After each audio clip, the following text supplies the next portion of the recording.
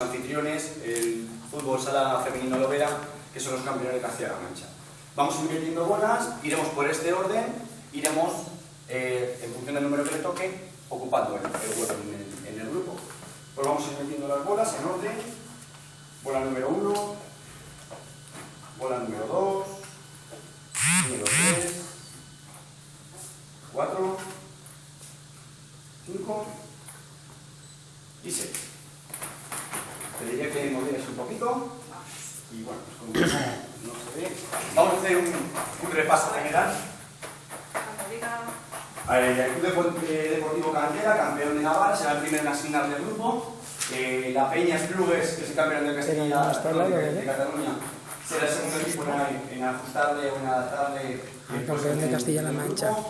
Jabalí de Jolañora, campeón de Murcia. El Club de Fútbol Leganés, campeón de Madrid. Red Star son los campeones de Aragón. Y por último, los anfitriones como campeones de Castilla-La Mancha, el fútbol sala femenino Lovera.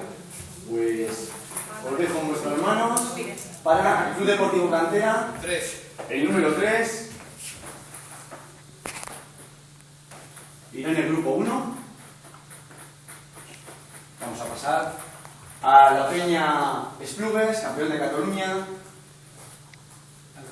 El 4.